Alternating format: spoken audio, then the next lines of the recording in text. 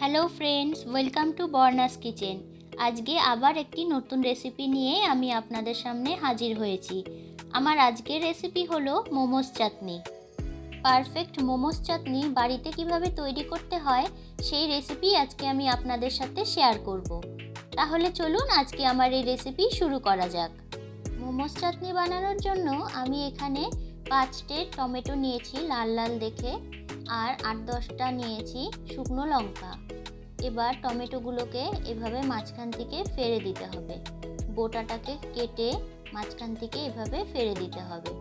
তারপর গ্যাসে জল গরম বসিয়ে সেই জলে টমেটো আর শুকনো লঙ্কাগুলো দিয়ে প্রায় 2 মিনিটের মতো বয়েল করে নিতে হবে। 2 মিনিট পর আগে দেখতে হবে যে টমেটো থেকে স্কিনগুলো ছেড়ে এসেছে কিনা। যদি ছেড়ে আসে তাহলে বুঝতে হবে এটা হয়ে গিয়েছে। এখন এটাকে একটি স্ট্রেনারের সাহায্যে জলটা ঝরিয়ে নিলাম। এবার এটাকে ঠান্ডা হতে দিতে হবে। ঠান্ডা হলে তারপর টমেটো থেকে স্কিনগুলোকে এভাবে বাদ দিয়ে দিতে হবে।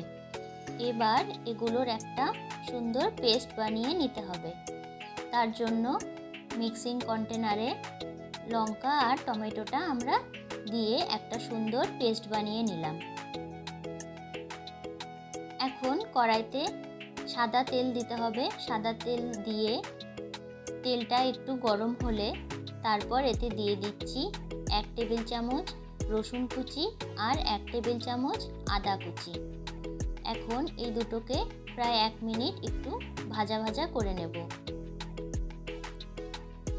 1 মিনিট পর ভাজা হয়ে গেলে এতে লঙ্কা আর টমেটোর পেস্টটা দিয়ে দিলাম।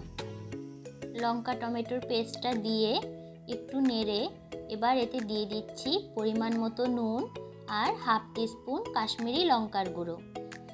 আবার এটিকে একটু মিক্সড করে নিচ্ছি। সামান্য মিক্সড করে এতে দিয়ে দিলাম 1 টিস্পুন সয়া সস। এখন সমস্ত কিছুকে ভালো করে প্রায় 1 থেকে 1.5 মিনিট রান্না করে নিতে হবে। 1 থেকে 1.5 মিনিট এভাবে নেড়ে রান্না করে নিলেই কিন্তু আমাদের মোমোস চাটনি রেডি। আমার এই রেসিপিগুলো আপনাদের কেমন লাগছে অবশ্যই কমেন্ট করে জানাবেন।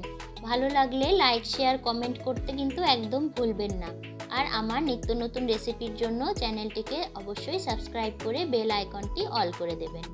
এখন গরম গরম মোমোর সাথে চাটনিটি পরিবেশন করে পরিবারের সকলকে খাওয়ান। আর আমাকে অবশ্যই জানাবেন আপনাদের কেমন লাগলো।